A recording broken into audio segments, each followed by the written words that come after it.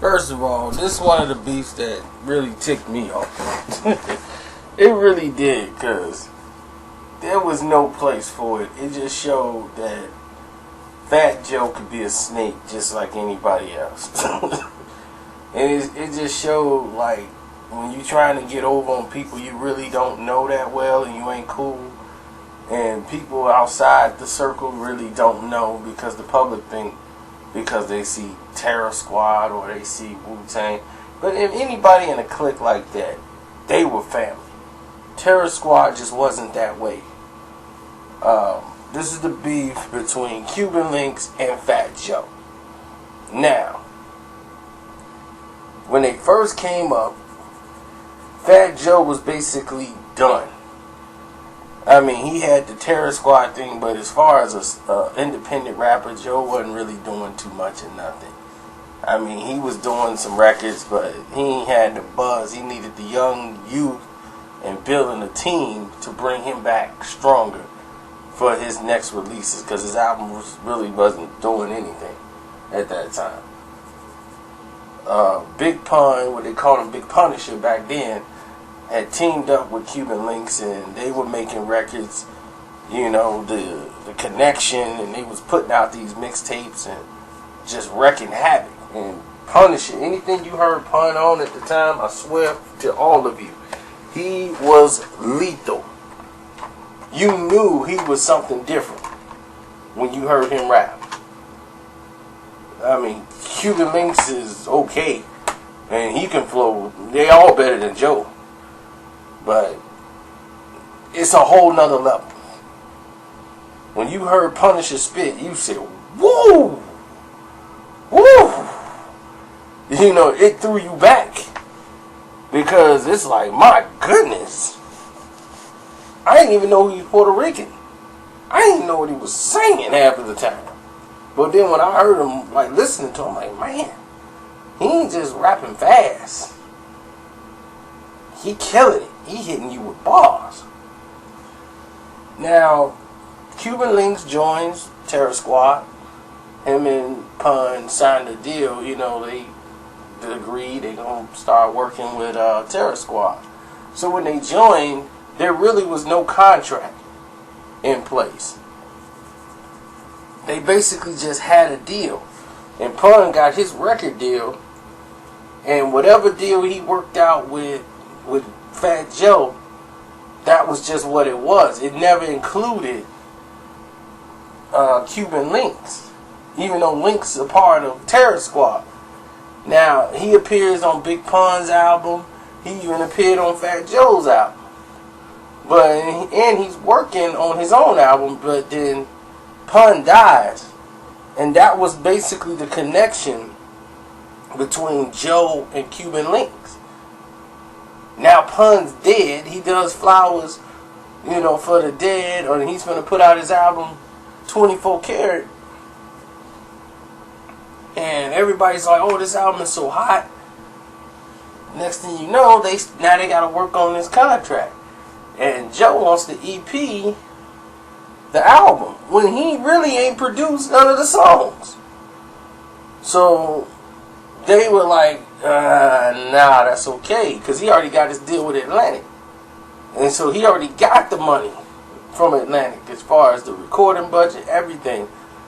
But here's the problems. They're not going to approve any of this, Fat Joe ain't, until they can sit down and do business and talk about how they going to distribute some of this music, because Fat Joe has some rights to that album as well as anybody else, because it's Terror Squad. So they got to come sit down and discuss some business. And he's like, well, okay, you know, Cuban Linx wasn't going and was saying, you know, this is what I want. Yeah, you deserve some money because you did put me on these songs here, do that. You know, I'll cut you a little money here, but I ain't finna give you that. And the way it was done, Joe wasn't happy with the end of it. Linx was like, okay, it's cool, it's done, it's business, cool. But now he gonna feel a certain way. Now it's not cool no more, you know. It's not alright. So now he's got the screw face on, and while he got the screw face on, you know, it's just mad attitude, and it just so happened to be Angie Martinez got the party coming up for her album release party and all this stuff, and here comes what's his name to the party, Fat Joe and his squad is deep. Here comes Cuban Linx because he wanted to show love to Angie. Angie Martinez was cool with him at the time, so he wanted to go and show love to Angie Martinez. And he's showing up for the thing, and then they didn't want to let half his guys in. And it's like, no, we got too many people in, and Jimmy's in the Bronx, you know, that's where people hung out. You know, they came up at Jimmy. You know, Jimmy's a very known place in the Bronx. So, and both of these guys frequent that place. You know, they from the Bronx. This is where they go out and bring their dates. You know, you take them to Jimmy's. So, anyway, she called Fat Joe up. Joe do his song, do his set. You know, then Linx, she called Cuban Linx to come up and do his song. And he did live at Jimmy's freestyle. And Fat Joe don't want to shake his hand. Ice grilling him, you know. So he already feel the vibe ain't cool, but he gonna see what it is, you know, with the rest of the Terror Squad. So he go over there, he kicking it with him. Everything's everything, and nobody really giving him no problems. And then, you know, he want to talk to Joe like, you know, what's up? Like, we got a problem, but Joe went all the way in the back. And he talked to one of Fat Joe guys. And then one of Linx guys gets all up in Fat Joe's face. Joe come up. And they both ice grilling each other. The rapper they called Kiss at the time, Sun Kiss. And they just ice grilling each other. What, son? So Fat Joe, pop, punches him in the face. And Sun Kiss he fell over the railing because he was by the railing. Then he hit Cuban Linx, snuck him because Linx tried to come break it up. Boom, he snuffed him. And then when Linx got up, he just hit him with like 3. Then Fat Joe, other guy, came over and, you know, security came, grabbed Linx, threw him out. Next thing you know, his face is bleeding. And Joe them sitting up there in the club. But Fat Joe was doing the stanky leg. Finish him. So after this, you know, it was on. After that, you know, everybody got securityed up. To this day, there will never ever be peace between them as far as that level, you know.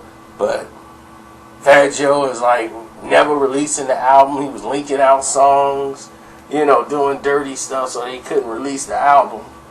He was just like throwing his songs out, leaking them, just trying to ruin the career of Cuban Linx.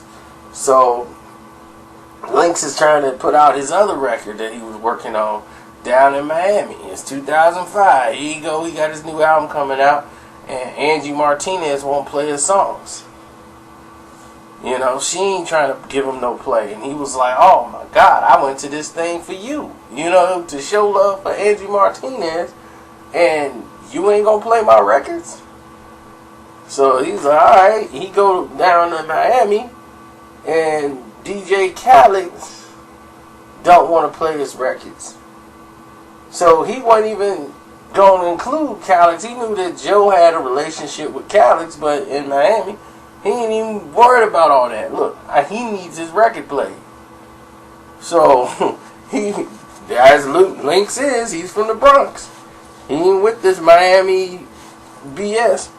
As soon as he called Khaled outside in the parking lot, he started chasing him around the car and was trying to punch him in his face for not playing his records. I mean, this is a real street dude. Do not discredit Fat Joe and Linx are street dudes, but Joe and Linx are two different type of street dudes. You know, Joe will fight you. I will not doubt that. But Joe has people with him. Okay? He's going to roll. When it's time to roll, he's going to roll with a crew. Alright? He will fight you. He's a street guy, but he's also a shiesty.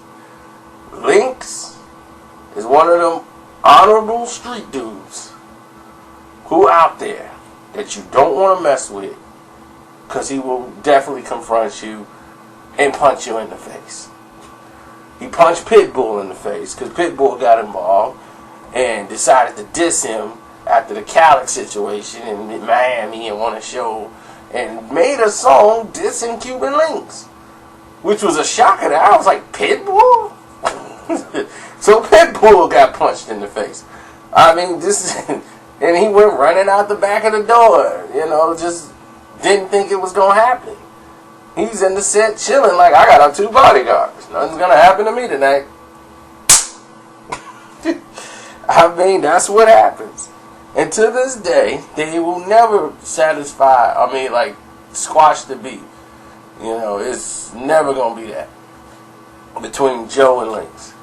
So you can forget any type of, you didn't scar his face up for life, had his boy slash him up all over that. If Pun was alive today, he would not be cool with Joe. He would not like the way Joe treated his wife.